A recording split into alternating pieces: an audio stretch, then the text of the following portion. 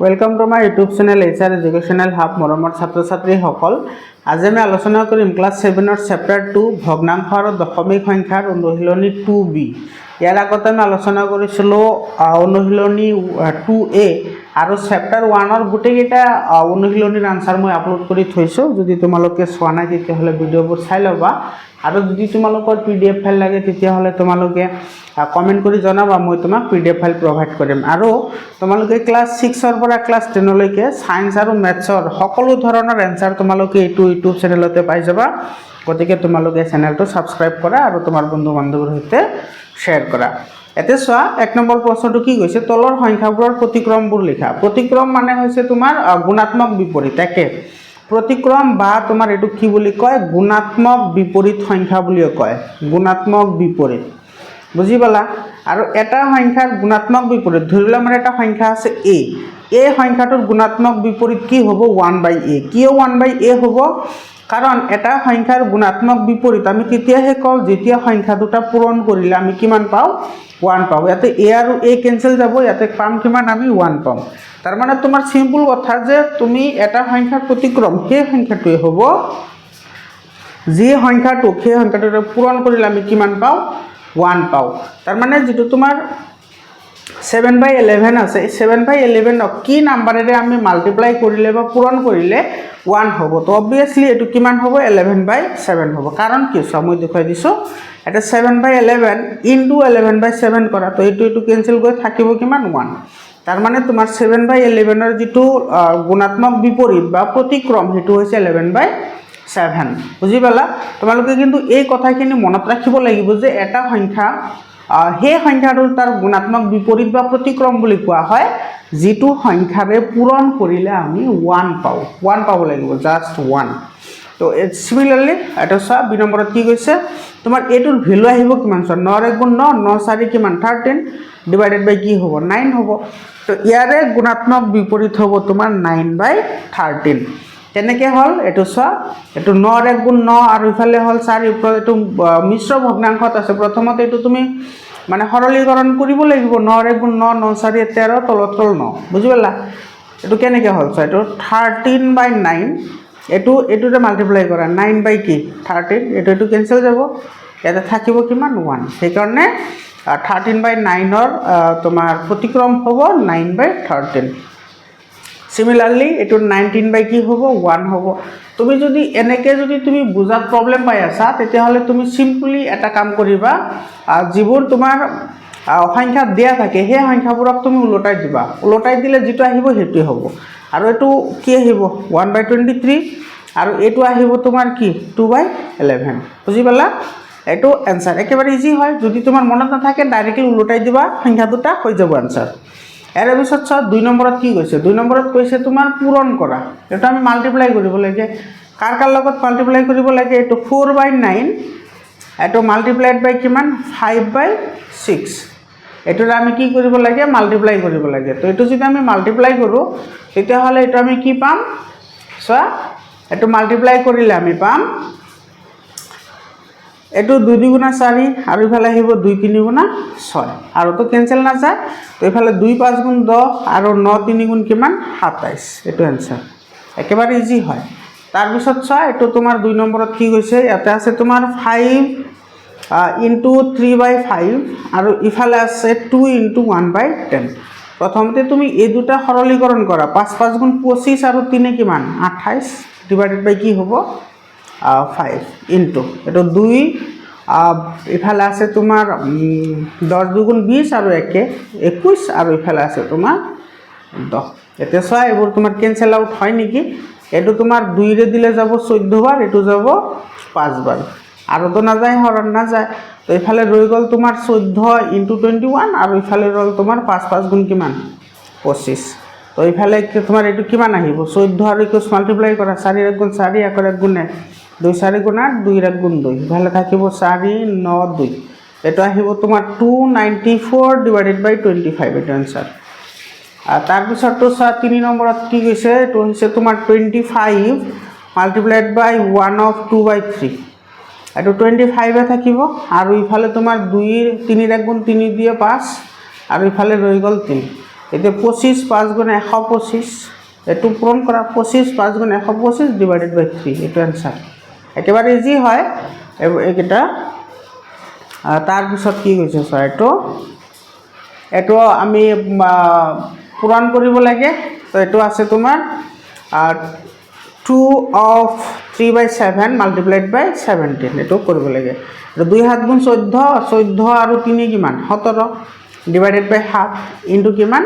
17 তো ইফালে 17 17 যাৰ মাল্টিপ্লাই হ'ব 7 7 গুণ 49 ন 7 গ'ল 4 7 1 গুণ 7 7 4 11 1 7 গুণ 7 আৰু 1 1 গুণ 1 এফালে থাকিব 9 8 2 এটা থাকিব 2 8 9 আৰু ইফালে আছে 7 এইটো এনসাৰ একেবাৰে ইজি হয় এইবোৰ তাৰপিছত চোৱা এফালে আছে 11 of 1 by 3 multiplied by 3 by 2 এটা আহিব 11 3 গুণ 33 আৰু একে হল 34 মানে 34 ডিভাইডেড বাই 3 মাল্টিপ্লাইড বাই 3 ডিভাইডেড বাই 2 এটা চোৱা 2 ৰে এইটো যাব কিমান টাইম 17 টাইম যাব কাৰণ 2 17 দুগুণ কিমান হয় 34 হয় তো ইফালে ৰল তোমাৰ 3 আৰু ওপৰত কিমান থাকিব তো 17 আৰু 3 ৰৈ গল তো 7 3 গুণ 21 ৰ 1 7 গল 2 3 1 গুণ 3 আৰু 2 কিমান 5 মানে এইটো হল তোমাৰ 51 বুজি পালানে এৰ পিছত চোৱা এইটো হৰণফল উলিওৱা এইটো আমি ডিভাইড কৰিব লাগে এটা 23 আৰু ইফালে আছে তোমাৰ 3/4 ডিভাইডেড বাই এইটো 3 ইনটু এখানে আছে তো এইটো প্ৰথমতে এইটো তুমি ঠিক কৰিলা এইটো ঠিক কৰিলে কিমান আহিব চোৱা এইটো আহিব তোমাৰ 3 4 গুণ 12 ৰ 2 হাতত গ'ল 1 4 2 গুণ 8 একে 9 প্লাস 3 ডিভাইডেড বাই 4 আৰু এইটো ডিভাইড কৰিব লাগিব 3 2 গুণ 6 একে 7 ডিভাইডেড বাই 2 ইয়াতে কিমান আহিব এটা আহিব তোমাৰ 95 ডিভাইডেড বাই 4 এইটো যদি আমি এইটো হৰণ আছে মাল্টিপ্লিকেশনত লিখিলে এইটো লটি যাব এইটো কিন্তু মনত ৰাখিবা যদি হৰণ থাকে কোনো ভগ্নাংশ এইটো মাল্টিপ্লিকেশনৰ ফৰ্মত লিখিলে হেতু কি কৰে উলটি যায় এইটো 2 ৰ 1 গুণ 2 আৰু ইফালে আহিব 2 2 গুণ 4 তো ওপৰত ৰল 95 আৰু তলত 2 7 গুণ কিমান ৰল 14 এইটো आंसर বুজি পালা ইয়াৰ পিছত চোৱা এইটো তোমাৰ ডিভাইড কৰিব লাগে এইটো আছে তোমাৰ 63 এইটো ডিভাইডেড বাই 11 1 জাৰ 11 আৰু 3 মানে ইফালে আহিব তোমাৰ 14 ডিভাইডেড বাই 11 এতিয়া তোমাৰ ইফালে 63 বাই 1 আমি লিখিব পাৰো এইটো মাল্টিপ্লিকেশন কৰিলে এইটো কি হৈ যাব উলটি যাব এটা আহিব 14 এইটো তোমাৰ 63 আছে গতিকে এইটো 14 লিখা আৰু ইফালে 63 আৰু ইফালে আছে কিমান তোমাৰ 11 আছে 11 থাকিলে এইটো আহিব 3 6 3 আৰু ইফালে আহিব 6 মানে এইটো হ'ব 3 9 6 এটা আহিব 6 9 এটা आंसर তাৰ পিছত চোৱা 3 নম্বৰত আছে এটো কিমান আহিব 6 গুণ 30 আৰু 1 31 বাই 6 এটো ডিভাইডেড বাই এটো 9 বাই 2 এটো 31 বাই 6 এটো মাল্টিপ্লিকেশন কৰিলে এটো আহিব 2 বাই 9 তো 2 1 যা 2 আৰু 2 3 যা 6 ইফালে আহিব 31 আৰু ইফালে আছে 3 9 যা 27 এটা आंसर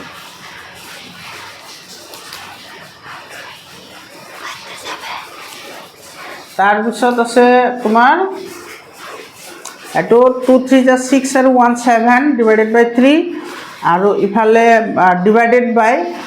2 4 যা 8 আৰু 1 9 ডিভাইডেড বাই 4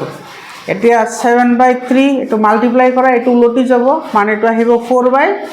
আৰ 9 আহিব তো ইফালে আহিব 28 আৰু 3 9 যা 27 এটো आंसर তাৰ পিছত আছে 3 5 যা 15 আৰু 1 16 ডিভাইডেড বাই 5 ডিভাইডেড বাই এটো 5 1 যা 5 to 7 ডিভাইডেড বাই 5 এটা আহিব তোমার 16 ডিভাইডেড বাই 5 মাল্টিপ্লাইড বাই 5 বাই 7 তো 5 5 ক্যান্সেল আউট এফালে থাকিব 16 বাই 7 এটা आंसर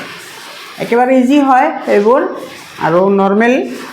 5 3 যা 15 আৰু 1 16 ডিভাইডেড বাই 3 ডিভাইডেড বাই 2 3 যা 6 আৰু 2 8 ডিভাইডেড বাই 3 এটা আহিব 16 বাই 3 এটো মাল্টিপ্লাইড বাই এটো 3 বাই 8 এটো ক্যান্সেল যাব এটো 1 যা 8 আৰু 8 2 যা 6 মানে এটো आंसर আহিব এৰ পিছত চোৱা এটো মান উলিওৱা এটো 4 নাম্বাৰটো মানে এটো আমি কেৱল ভ্যালু ইভালুয়েট কৰিব লাগে তো এতে এইটোৰ তলত 1 আছে বুলি আমি ধৰিব পাৰোঁ কাৰণ সকলো নাম্বাৰ 1 এৰে ডিভাইড হৈ থাকে তো আমি এইটো ডাইৰেক্টলি লিখিব পাৰোঁ 4/5 ইনটু 1 কি হ'ব 5 হ'ব মানে ওলোটাই এইটো হৰণৰ ক্ষেত্ৰত যদি হৰণটো পূৰণৰ আকাৰত লিখোঁ তেতিয়াহ'লে এইটো ওলটি যায় যেহেতু সকলো নাম্বাৰ 1 এৰে ডিভাইড হৈ থাকে সেইকাৰণে আমি এইটো 1/5 লিখিলোঁ তো ইফালে তোমাৰ 4 1 যা 4 আৰু এইটো 9 5 যা 45 এইটো এনচাৰ তাৰপিছততো চোৱা ইফালে আহিব কিমান ইফালে আহিব তোমাৰ 52 আৰু ইফালে আছে 4 মানে 56/13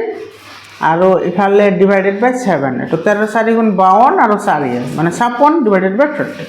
আৰু এইটো তোমাৰ 56 ডিভাইডেড বাই 13 মাল্টিপ্লাইড বাই 1/7 তো এইটো তোমাৰ 7 1 7 আৰু ইফালে যাব 8 তো এইটো আহিল তোমাৰ 8/13 এটা আনসাৰ 3 নম্বৰ চোৱা 3 নম্বৰত কি হৈছে এইটো আছে 4 3 * 12 আৰু 1 13 ডিভাইডেড বাই 3 আৰু ডিভাইডেড বাই 3 এইটো আমি 13/3 মাল্টিপ্লাইড বাই 1/3 লিখিব পাৰোঁ তো এইটো আহিব তোমাৰ 13/9 13 1 * 13 আৰু 3 3 * 9 এটা আনসাৰ এটা আহিব তোমাৰ 4 2 * 8 আৰু 1 9 আৰু ডিভাইডেড বাই 2 ডিভাইডেড বাই 4 এটা আহিব 9/2 এটো মাল্টিপ্লাই কৰিলে আহিব 1/4 এটা আহিব তোমাৰ 9 আৰু 2 4 * 8 এটা আনসাৰ তাৰ পিছৰটো আছে তোমাৰ 4 7 * 28 29 30 31 এটা আহিব 31/7 ডিভাইডেড বাই 7 তো এটো 31/7 মাল্টিপ্লাইড বাই 1/7 এটা আহিব 31 ডিভাইডেড বাই 49 এটা 7 7 * 49 হয় ইফালে আছে তোমাৰ 3/8 এটো মাল্টিপ্লাই কৰিলে এটো আহিব তোমাৰ 9/5 হয়নে একেবাৰে ইজি হয় ইফালে আহিব তোমাৰ 40 আৰু ইফালে আহিব 8 5 * 40 হয় আৰু 3 9 * 27 এটা আনসাৰ তাৰ পিছৰ প্ৰশ্নটো কি কৈছে চোৱা একেবাৰে ইজি হয় এইবোৰ কোনো প্ৰবলেম নাই যদি কোনোটো প্ৰবলেম থাকে তোমালোকে মোক কমেন্ট কৰি জনাবা মই হেবোৰ কাৰেক্ট কৰাৰ কাৰণে ট্ৰাই কৰিম এতে 7/8 এটো মাল্টিপ্লাই কৰা এটো 2/1 হৈ যাব তো ইফালে 2 1 * 2 2 4 * 8 তো ইফালে ৰৈ গল 7 ডিভাইডেড বাই 4 এটা आंसर ইফালে আহিব তোমাৰ 25 ডিভাইডেড বাই 4 হয়নে 6 4 গুণ 24 আর 1 25 ডিভাইডেড বাই 4 আর তো আহিব 13 গুণ 13 তে 15 আর ইফালে আহিব 13 এটো 25/4 মাল্টিপ্লাইড বাই 13/15 তো ইফালে তোমাৰ 5 3 * 15 আৰু 5 5 * 25 তো ইফালে আহিব তোমাৰ 5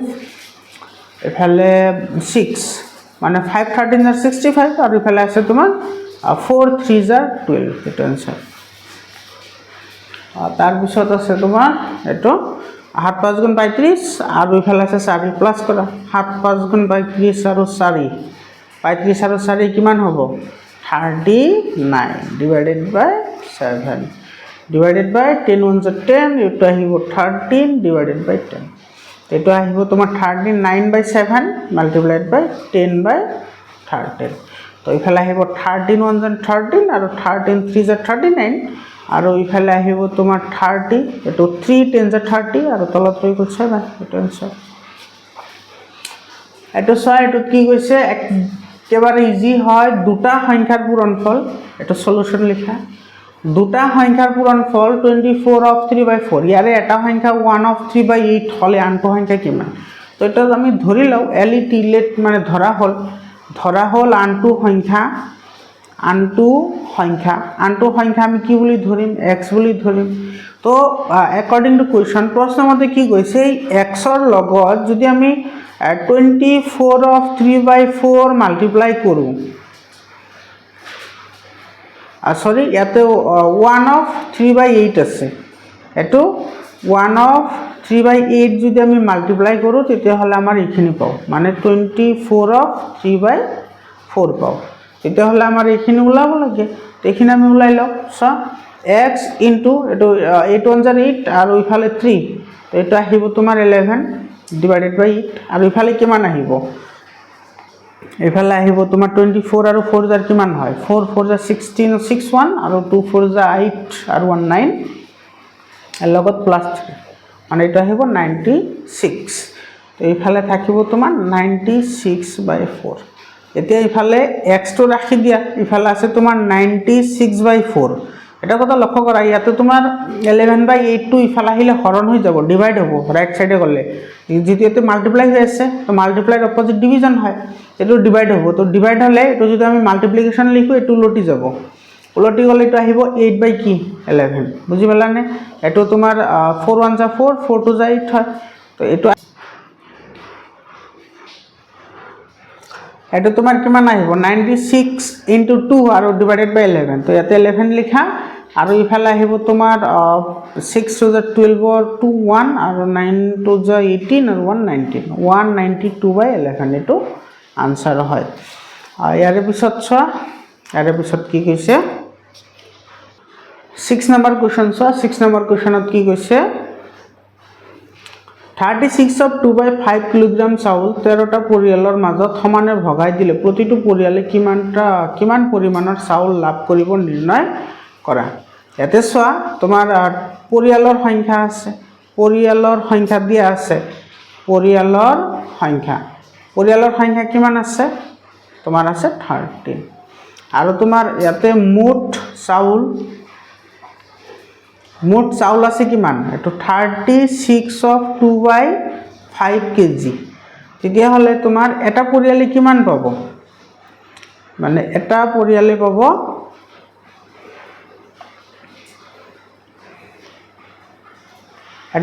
কিমান পাব? এইটো পাব 36/2/5 ডিভাইডেড বাই কি হ'ব? 13, হয়নে নাই? গতিকে এইটো কৰিলেই আমাৰ আনচাৰটো আহি যাব। তো ইফালে তোমাৰ 36 × 5 কৰা, 5 6 × 30 0, হাতত গ'ল 3, 5 3 × 15 আৰু 3 18, আৰু ইফালে আছে 2।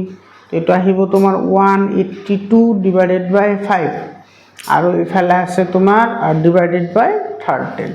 এইটো ডিভাইডেড বাই 13 কৰিলে 182 ডিভাইডেড বাই 5 মাল্টিপ্লাইড বাই 2 কি আহিব? 1/13। বুজি পালা? এতিয়া তোমাৰ এইটো যদি আমি কৰোঁ, এইটো আহিব 182 ডিভাইডেড বাই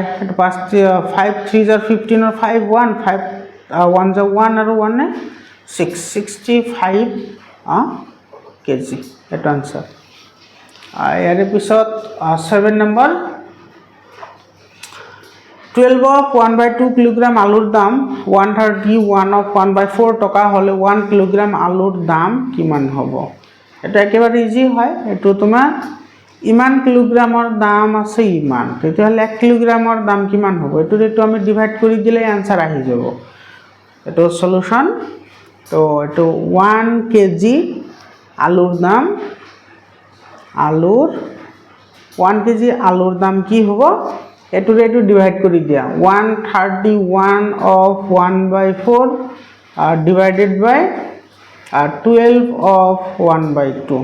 এইটো 131/1/4 এইটো ডিভাইডেড বাই এইটো আহিব 25 ডিভাইডেড বাই 2। এইটো তোমাৰ আহিব তোমাৰ এফালে আহিব তোমাৰ এইটো মাল্টিপ্লাই কৰিলে 4 1 গুণ 4 4 3 গুণ 12 দি হাতত গ'লে 4 1 গুণ 4 1 5, আৰু ইফালে আছে 1 প্লাছ কৰিব লাগিব, মানে 5 2 5 আহিব ডিভাইডেড বাই 4, আৰু এইটো মাল্টিপ্লিকেশ্যন কৰিলে এইটোত উলটি যাব, মানে 2 বাই কি হ'ব? 25 হ'ব। এতিয়া ইয়াতে যদি আমি ডিভাইড কৰোঁ, ডিভাইড কৰিলে এইটো কিমান আহিব? এইটো 25 5 গুণ 525, হয়নে? আৰু 2 1 গুণ 2 আৰু 2 2 গুণ 4। তো ইফালে হ'ল তোমাৰ 5 1 যা 5 আৰু ইফালে হ'ল 2। তো ইমান কি হ'ব? কেজি। মানে তোমাৰ এইটো আহিব, এইটো কিমান আহিব? এইটো আহিব তোমাৰ 2 2 2 গুণ 4, এইটো মানে 2.5 কেজি গৈ পাব সকলোৱে। বুজি পালা? এইটো আনচাৰ।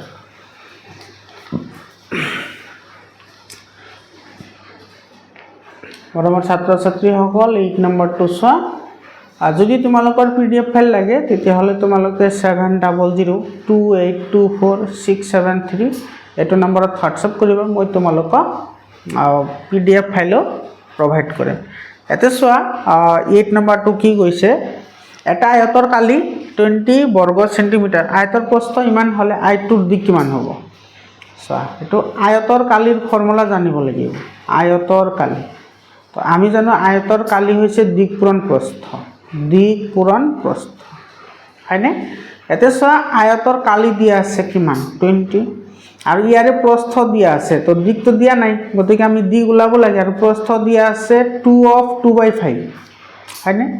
এইটো 20 = ইফালে আহিব দিক ইনটু এইটো আহিব 2 5 গুণ 10, 10 দিয়ে কিমান আহিব 12 /5। এতিয়া তুমি ইফালে যদি দিক ৰাখি দিয়া তেতিয়াহ'লে এইটো ইফালে আহিলে ডিভাইড হৈ যাব, মানে 20 ইনটু এইটো ডিভাইড হৈ গ'লে এইটো উলটি যাব, মানে 5 কিমান হ'ব 12 হ'ব। এইটো আহিব তোমাৰ 2 দিলে 6 বাৰ, এইটো যাব 10 বাৰ, আকৌ 2 দিলে যাব 5 বাৰ, এইটো যাব 3 বাৰ আৰু নাযায়। তো 5 5 গুণ হ'ল 25 আৰু ইফালে ৰ'ল তোমাৰ কিমান 3, মানে এইটো কিমান আহিব 8 3 গুণ 24 আৰু 1 25, ইমান কি হ'ব সেন্টিমিটাৰ। এইটো এনসাৰ মানে আয়তৰ দিক। তো তুমি ইয়াতে লিখিব পাৰা therefore আয়তটোৰ দিক হ'ব, আয়তটোৰ দিক হ'ব 8 of 1/3 এইটো সেন্টিমিটাৰ। এইটো হ'ল এনসাৰ। মৰমৰ ছাত্ৰ ছাত্ৰীসকল আজিৰ কাৰণে এইখিনিয়ে, আকৌ লগ পাম বেলেগ এটা ভিডিঅ'লৈ। ধন্যবাদ।